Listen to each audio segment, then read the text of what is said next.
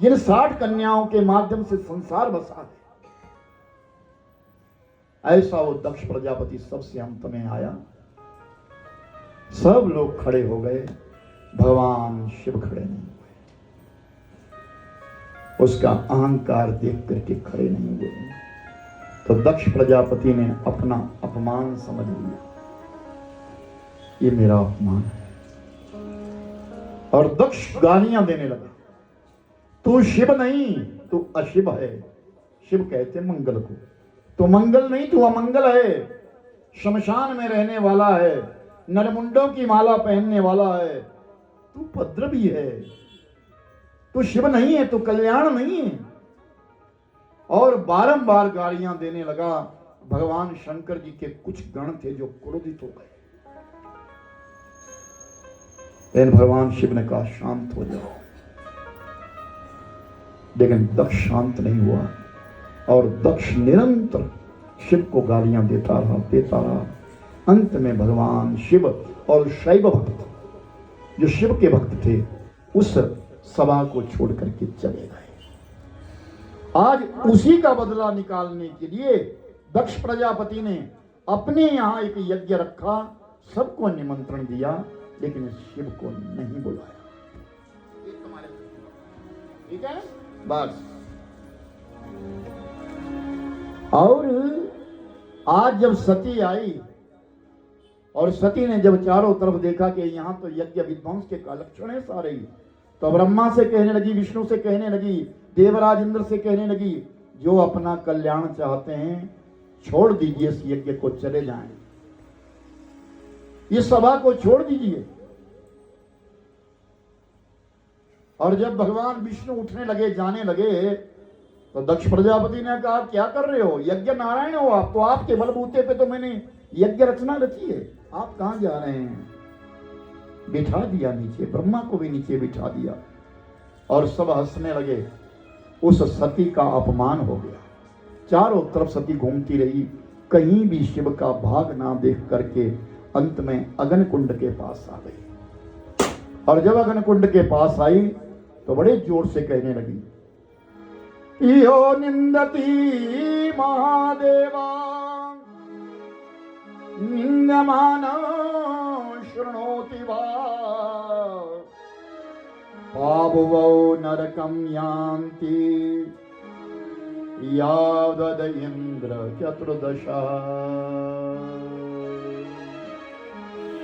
इस सभा में आए हुए सभी देवताओं सुनो, जो भगवान शिव की निंदा करता है या निंदा करते हुए को सुनता है, यो निंदति महादेवम निंदमानम शृणोति वा, यह निंदा सुनता है, ताब वो नरकम यान्ति, वह नरक में जाता है, यावद इंद्र द्वादश, जब तक 12 इंद्र ना हुए संसार में तब तक वो नरक में रहता है। और इस प्रकार की स्थिति कहते हुए यावद इंद्र चतुर्दशा, या 14 इंद्र जब तक नहीं हुए तब तक वो नरक का वास करता है। जो अपना भला चाहता है वो चले जाए, लेकिन कोई नहीं गया। और सती अग्नि कुंड के सामने बैठ गई और मन में एक धारणा करके प्रतिज्ञा करती है, मैं आज अपने शरीर का बलिदान दे रही हूं, मैं अपने शरीर का त्याग कर रही हूं। जब जब भी मेरा जन्म हो तब तब ही प्रभु शिव मैं आपकी पत्नी कहलाऊं। और सती ने अपने अंदर से अग्नि उत्पन्न करी, श्रवण अग्नि प्रारंभिक समाधि लगा ली, और सती का शरीर जलने लगा। और जैसे सती का शरीर जब जलने लगा, आग बनने लगा, उस समय जितने भी शिवगण थे उनका युद्ध होने लगा। देवताओं के साथ युद्ध गणों हुआ, शिव गणों का युद्ध हुआ। बहुत सारे गण मृत्यु को प्राप्त हो गए। बहुत सारे गण जब मृत्यु को प्राप्त हो गए मेरे भाई बहन, तो सब लोग, कुछ गण वहां से उठे और शिवलोक में चले गए। भगवान शंकर जी के पास पहुंचे और शिव के पास जाकर के कहने लगे, महाराज सती तो सती हो। भगवान शिव को क्रोध आ गया, अपनी जटाओं से एक बाल निकाला और उस बाल को धरती के ऊपर पटक दिया। जैसे ही वो बाल पटका उसके 2 भाग बन गए। एक भाग से वीरभद्र उत्पन्न हुआ और दूसरे भाग से रणचंडी पैदा हो गई और उस चंडी के साथ योगनियां उत्पन्न हुई, नाना प्रकार की व्याधियां उत्पन्न हो गई। और जो वीरभद्र उत्पन्न हुआ, उस वीरभद्र ने कहा, पिता कहो मेरे लिए किस लिए उत्पन्न किया? क्या मैं इस धरती को बदल दूं, इस धरती को डुबो दूं, इस धरती को उल्टा कर दूं? भगवान शिव ने कहा, नहीं, एक काम करो, कनखल में चले जाओ, दक्ष प्रजापति के यहां मेरी पत्नी सती हो गई, तुम जाओ और जाकर के उस यज्ञ को विध्वंस कर दो।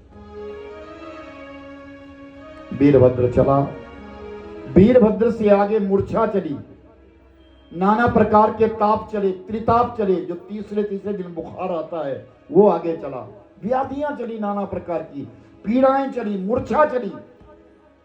और कनखल में जितने भी लोग बैठे थे, किसी को उदर में शूल होने लगा, किसी के ताप आने लगा, किसी को कुछ होने लगा, यानी व्याधियों ने ग्रसित कर दिया सबके लिए। और जब वीरभद्र पहुंचा, 14,000 गणों को लेकर के पहुंचा, यज्ञ के बीच में रण क्षेत्र बन गया, खून की नदी बह गई। और वीरभद्र ने अपना खड्ग उतारा, खड्ग निकाला और दक्ष प्रजापति का गर्दन काटी और अग्नि कुंड में धड़ किनारे फूंक। ब्रह्मा विष्णु सबसे युद्ध होने लगा, सब परास्त कर दिए गए, सारा यज्ञ विध्वंस हो गया। तो देव ऋषि नारद जी महाराज आकाश मार्ग से देख रहे हैं, भागे भागे भागे भगवान शिव के पास गए, प्रभु क्षमा कर दीजिए, कृपा कर दीजिए, यज्ञ नारायण है, धरती के ऊपर यज्ञ होंगे तभी देवता प्रसन्न होंगे, अगर धरती के ऊपर यज्ञ नहीं होंगे, यज्ञ विध्वंस हो जाएंगे, तो फिर देवताओं को भाग कैसे मिलेगा? आप क्षमा कर दीजिए। वीरभद्र ने यज्ञ विध्वंस कर दिया है, बारंबार स्तुति करी।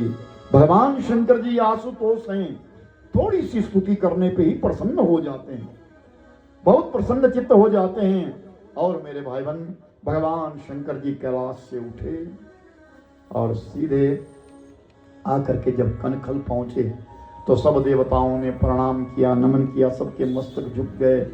वीरभद्र से कहा, वीरभद्र बताओ दक्ष प्रजापति का मुख कहाँ है? महाराज वो तो मैंने अग्नि में डाल दिया। तो यज्ञ बलि, पशु बलि रखी जाती थी, बकरे की बलि दी जाती थी त्रेता युग में। इस कलयुग के बीच में वर्जित कही गई है, बलि प्रदान वर्जित कहा गया है, यहाँ हिंसा मानी जाती है। जब भी किसी कोई बलिदान देता है आज के युग में, समझ लेना वो अपना बलिदान नहीं, वो अपने लिए प्रप कर रहा है, वो अपराध कर रहा है। कलयुग के बीच में बलि प्रथा के लिए बंद किया गया है। तो जो बलि के लिए बकरा रखा था, उस बकरे को काटा और उसकी गर्दन लेकर के दक्ष प्रजापति के धड़ के साथ लगा दी।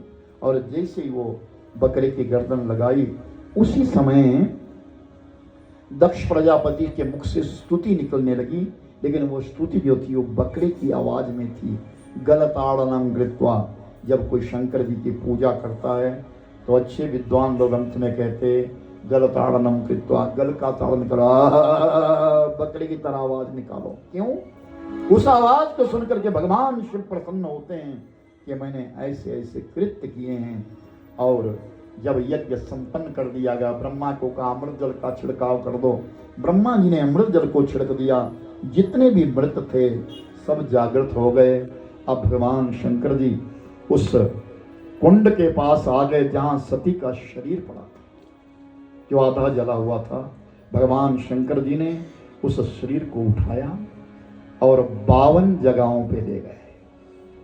52 जगहों के ऊपर एक एक अंग गिरता चला गया और वो 52 ही शक्ति पीठे बन गई, जिसमें से हमारे हिमाचल प्रदेश की अभी सौभाग्य है कि यहाँ नैना देवी के यहाँ ये आंखें गिरी हैं, ज्वाला जी के यहाँ जुआ गिरी है, कांगड़ा में कला गिरी है, चिंतपूर्णी में मस्तक गिरे हैं, छिन्न मस्तिकाय, मस्तक कट गया है वहाँ।